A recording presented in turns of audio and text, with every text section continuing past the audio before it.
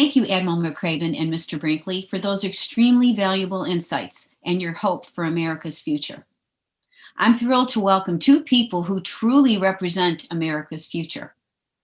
You all know Pete Buttigieg, Mayor Pete, the Rhodes Scholar from South Bend, Indiana, who enlisted in the US Navy, served in Afghanistan, and this year became the first openly gay person to win a presidential primary or a caucus. Joining Pete is Stacy Abrams, an LBJ school alum who served as the first African-American woman leader of either party in the Georgia House of Representatives. Stacy served for 11 years, including 7 as Democratic leader. Last year, as the Democratic nominee for governor of Georgia, she won more votes than any other Democrat in the state's history. Stacy and Pete are still in the early stages of remarkable careers of public service, and they are with us today to share lessons learned and visions for a future of democracy based on belonging and empowering everyone. Hello, Stacy. Hello, Pete. It's so wonderful to have you here with us on our 50th anniversary. You know, President Johnson always talked about thinkers and doers. And in front of us today are two of the most incredible thinkers and doers of this generation, of your generation. And I'm so pleased to have you. Each of you came to public service in a very different way. Stacy, you came through, running for office and through your public service in the state of Georgia. And Pete, you went through the military and then went back to South Bend and went back to Indiana and South Bend and ran for office. What moved you to actually step into public service? Was it something that you saw? Was it something that you felt you were born with? What really moved each of you to come into public service and to stay in it? So I'm going to start with Stacy. Mine was indoctrination. My parents were working class, and for them to take care of each other was really about service, that no matter how little we had, there was someone with less. Your job was to serve that person. For me, that evolved into wanting to understand government, because as righteous and wonderful as my parents were, these two parents and their 6 kids weren't going to fix the challenges we saw in the Deep South. And so I really focused on how did government play a role? What role did the nonprofit space have? And how could I intersect those two to help create the world that I wanted? So I started out as a bureaucrat working for the city of Atlanta as an attorney. And when I realized politicians wouldn't necessarily do what you told them, I decided to run for office and join them myself. That's great. Pete, how about you? Well, I grew up in a family that we weren't politically connected. I don't remember ever meeting an elected official growing up, but very politically aware. My parents were always glued to the TV, sometimes yelling at the TV. And so I grew up with this sense of the importance of kind of world affairs and national affairs. Got to college and was kind of soaked in a lot of the lore around the Kennedy presidency. Only to realize as I came home that so much of where politics really matters is a much more intimate local level. My city had been written off as a dying city. We'd been through a lot since the loss of the factories that really dated back to the 60s.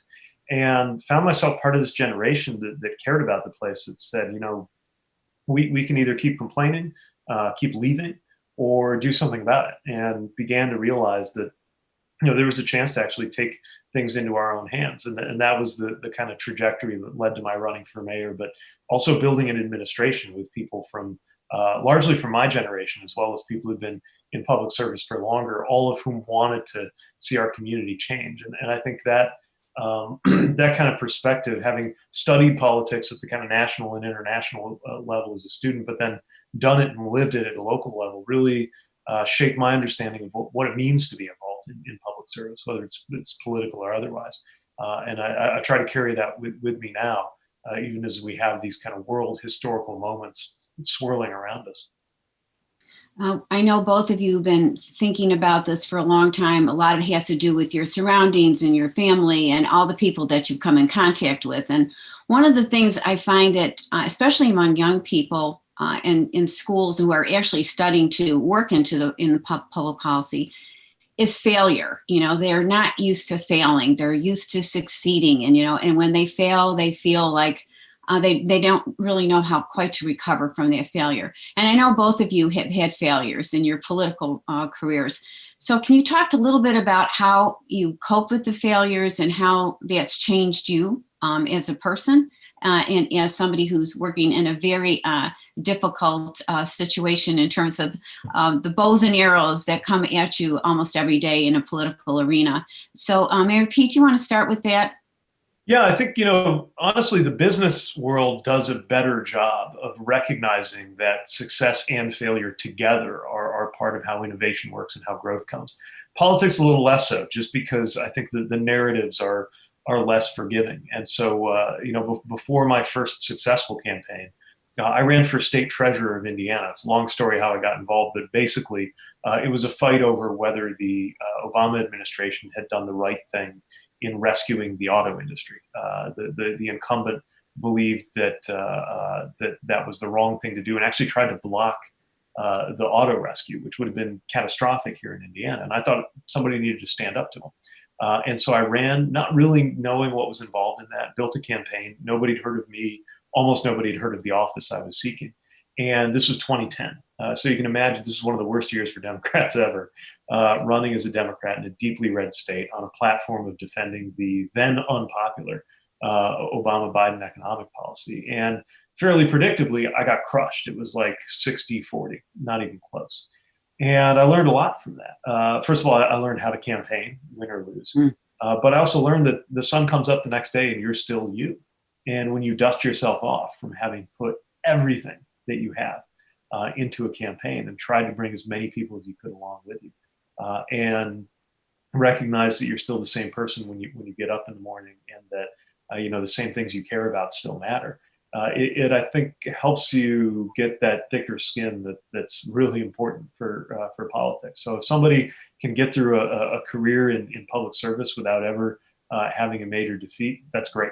And at the same time, mine, and unlike what Stacey experienced, I was beat fair and square, to be clear.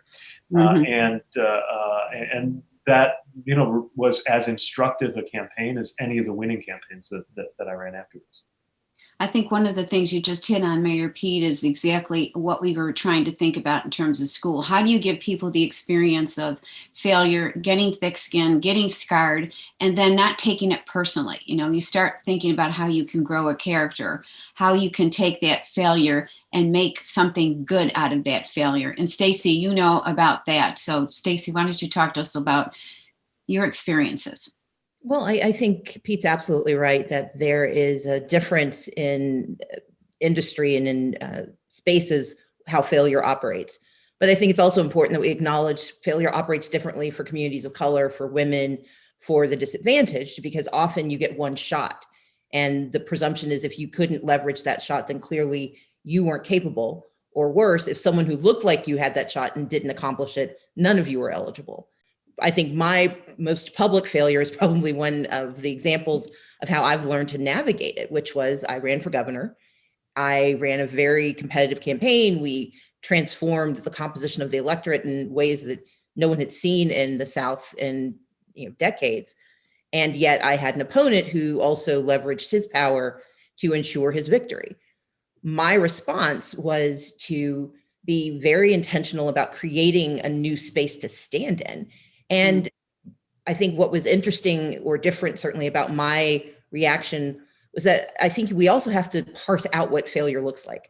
So I gave my non-concession speech where I acknowledged the legal sufficiency. No matter what happened, no matter how it came about, I didn't become governor. And that means I failed. It means I didn't get the thing I was going for. And it's entirely possible to acknowledge that something didn't occur, but to also investigate what could have been done differently. And I think one way that Pete and I are so similar, and when we met in 2016, one of the moments of sort of connectivity was there's a lesson in that, but there's also opportunity in that. And so for me, I had plenty of time on my hands. I took the next 2 years to build organizations to tackle the very concerns that I faced as a candidate. Pete and I don't get to hide the things that have happened. We don't get to pretend. Often you get to fail in silence, but when you fail on national television, it's a big deal. And so part of, I think, the lesson to be gleaned is there's a utility to failure, but you have to understand all of its contours. It's not black and white. And there is both a comfort in it, but there's also a power in it. Because when you can use that lesson, when you can extract opportunity, and then when you can convert those opportunities into changes that help someone else not make those mistakes or not face those challenges, then that's where service really enters the space. What you just said, I was thinking about asking you all about the American people and what you've learned in terms of all the campaigns and all the people that you've met through all of your journeys. But something you just said, Stacy, made me think of something else. When you think about failure, people can relate to failure. Everyone has failed. It's a very human kind of feeling. So that's one way to connect with people. The other thing is how you use those failures to educate people about systems and structures and organizational weaknesses. And I think this is something you're touching upon, how you can use the totality of all of your experiences to help educate the American public, not only about you, but about our democracy. So what I'd like to talk about a little bit is you've been around and seen a lot of people, a lot of Americans in a lot of different situations. What do you see as some of the enduring qualities of Americans, no matter where you go? What are you seeing of some of the commonalities of the American people? Pete? Well, one thing that I see everywhere I go is a level of just what I would call maybe values on how to do things. So before you get to our political values, our ideological values, just a sense of a desire for fairness and a desire to be regarded that I think in the right way could bind together a lot of constituencies that are wedged off against each other in various ways right now. But that actually have so much in common. And one of the things I would always be on the lookout for, especially when I was running for president, was any kind of gap or difference or daylight between the things I was asked about most by reporters and the things I was asked about most by voters. And sometimes it was a very specific issue area. And a good example is mental health. Was asked constantly about mental health and addiction by voters, much less so by commentators and reporters. But also, in addition to individual policies, I think a deeper sense that brought people together of wanting the system to just work for them and recognizing all the ways that it doesn't, whether it's ways in which our economic arrangements don't actually reward hard work in the proportion that you would expect, or support people in their ability to thrive in the way that many people, I think, just assume programs do. And the political system that we have such a deep, unwritten need to have trust in that's being shaken in so many ways and has been for years. In some cases, that trust was never properly built in the first place. In others, it's been eroded, sometimes systematically. And it's one thing I'm very concerned about as we enter into the final phases of this year's presidential campaign. What I find among people is a desire to get those systems to somehow correspond to their everyday lived reality, to see the decisions being made in big white buildings actually line up with their everyday lives and the vulnerability all of us have to the power flexed in those halls and the consequences of the decisions that are made. And my wish for politics, and part of what I'm trying to, the direction I'm trying to push our politics into. And by the way, one of the reasons I really admire the work that Stacey does in her insistence that we have a political system that is more fair and more trustworthy is that it's up to us. The great paradox of our time is a lot of institutions that have failed to be fully representative of us will only become that way if we use them, rickety though they are, to fix them. This quality of our systems to be responsive imperfectly, but to be responsive to demands that they be improved. That's the entire ballgame. Right? And the big question is, will we be able to use those levers that were built into the system? Will we be able to grab hold of it to fix it before it's too late? Stacy, do you want to talk about this from your perspective? I think what I would add is that we exist in a nation of multi-strand identities. And there is a deeper empathy that exists among us when we are willing to acknowledge those strands and how they intersect, how they weave together. When I was running for office in Georgia, we have 159 states. Georgia is physically the largest state east of the Mississippi, if you don't count the water in Florida. But what that meant was that I was going to places where they fought Civil War battles and were very unhappy with the outcome of the war. Places where communities were denied access and agency and humanity for much of the nation's existence, and communities that are newly formed, having immigrated to the United States and are growing fast. And there's this notion that those are separate communities that have nothing in common except they all live here. And I think if you extrapolate from that, sort of the larger national narrative. But what I found when I was running, and I'm sure Pete saw this too, was that when you pulled one of those threads, when it was the mental health thread, or it was worrying about your children thread, or it was the healthcare thread, or even just, do I have an opportunity to think, to dream, that we are all more connected by those pieces. And unfortunately, our politics have created this tension that says for you to pull on your thread means that someone else has to yank it back, instead of thinking about how our politics can try to knit those things together and offer policies, but also offer frameworks for how we talk about these things. My politics, but also my American patriotism, is grounded in this notion that my responsibility is to see how my threads can weave together with yours. And more importantly, how when we push them all together, we all become strengthened by these multiple identities, that we don't have to separate them out. I cannot be just Black or just a woman or just Southern. I am inherently all of those things, and those things have made me who I am. Those experiences have informed how I engage, and I have to be kind enough and empathetic enough to understand that the same thing is true for every person I see. And I think the one example that resonated for me was I was in North Georgia, which is largely white, largely rural, having a conversation about criminal justice reform. And I had the same conversation no matter where I went. And this older white man came up to me and he said, are you thinking about my son too? And I said, of course I am. And the question that he was asking, and I'm bringing race into this because I think it's one of those dimensions that we too often elide, that looms until we have to confront it.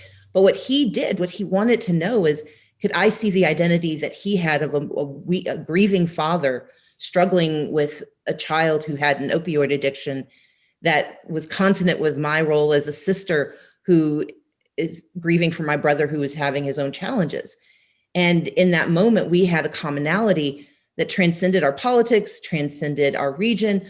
I don't know if he voted for me or not, but I know in that moment, I gave him a connectivity that said that we were both American, we were both Georgian, we were both human, and our needs could work together to make our country better. One of the things that both of you have touched upon is this idea of commonality. And you talked about it in terms of the people you've seen, the people you've met, your experiences. I want to translate that to how do you take that and move it to a political structure? So both of you have been in elected offices where you've had to achieve something, you've had to work with those who are in opposition, whether in your own party or in a different party. So some of the things that you both touched upon in terms of how we relate to the American people is also what they expect people who are in political office to relate to each other. So I know, Stacey, you worked on tax legislation, and Pete, you worked on the 1,000 housing initiative. And also as mayor, you just go to the supermarket and people are right there. So you have to relate to everybody on a very, very basic level. Talk to us a little bit about how you would translate what you've learned and what you've seen into, and what you've done politically, into how we have to bring this bipartisan rancor back together to a place where we're really talking and discussing things civilly and in a constructive way.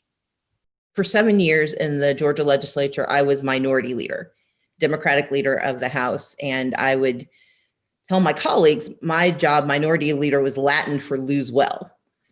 By its very nature, I would never have enough votes to accomplish any outcome unless I could work with the other side. And my rubric for that was, one, I didn't believe that we had to have conversion of beliefs, of ideology.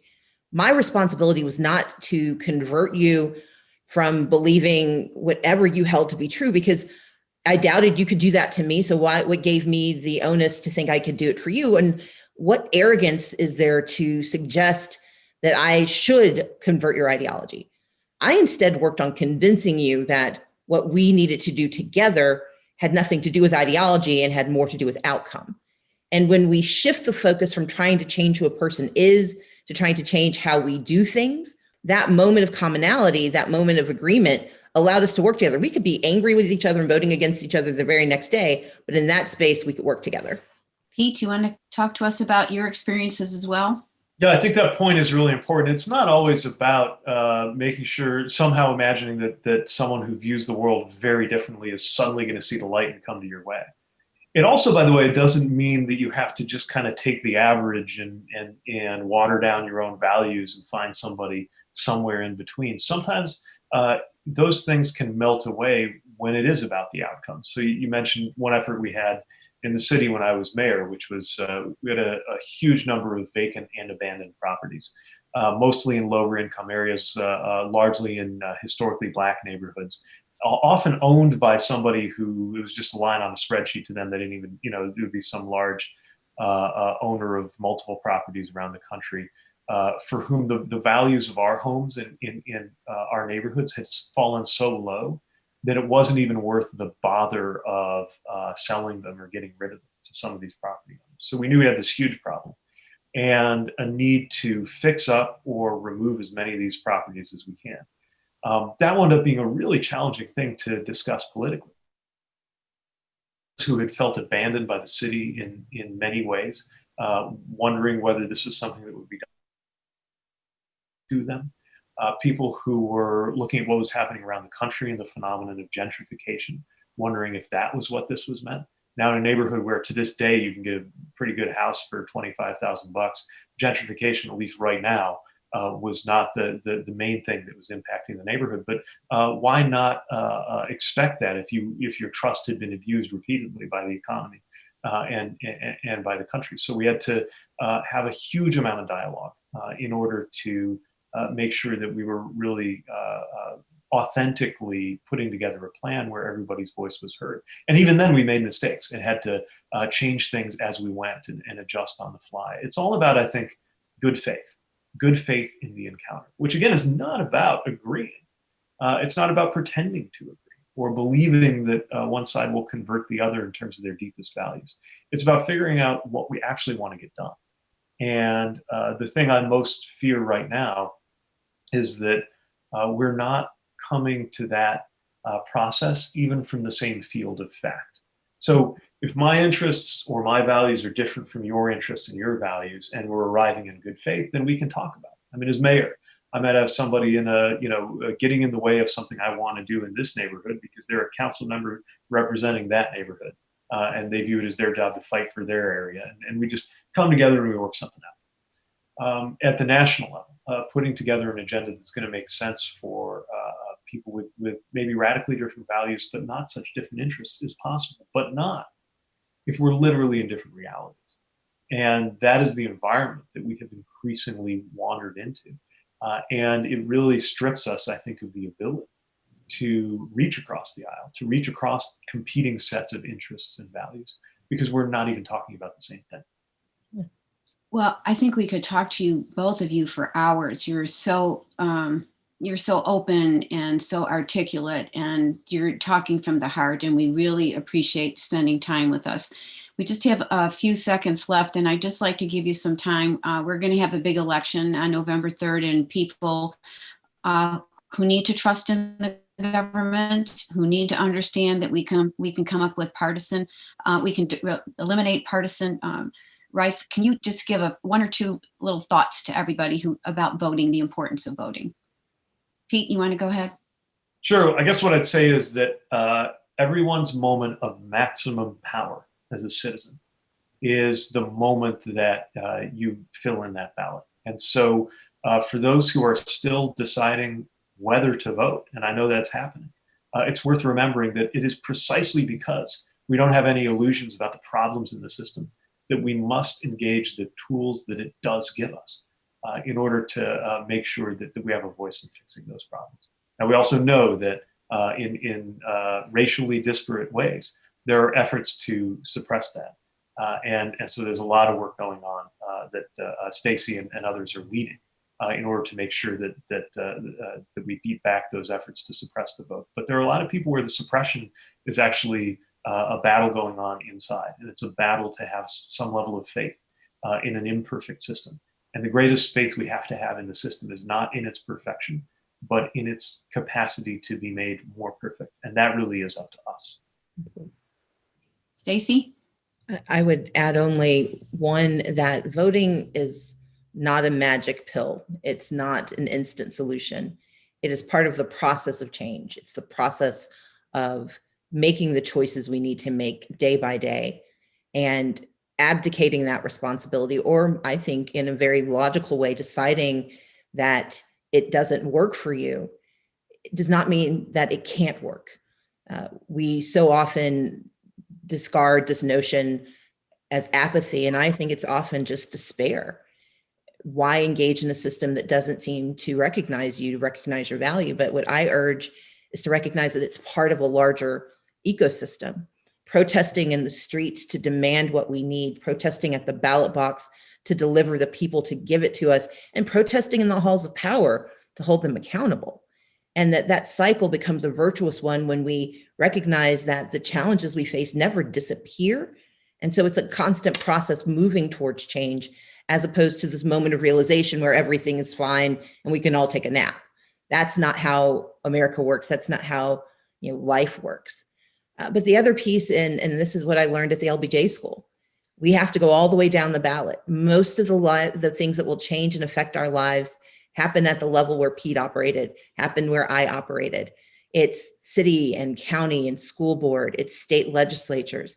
Yes, we need a president who is a good leader. Yes, we need a Congress that is functional, but we also need state and local leaders who see our challenges and our struggles and daily relief and are willing to do the work to help us. And so I urge everyone to not only believe in the perfection of our union, but also believe in the totality of our work. And that is, we have to work from the bottom to the top, and we have to work every day to make this country what we believe it can be. Thank you, Stacey. Thank you, Mayor Pete, for giving us some inspirational thoughts, some challenges, and some hope. I really appreciate you joining us. Thank you so much. Thank you for having us, Dean. It's an honor. Thanks for the chance to be with you.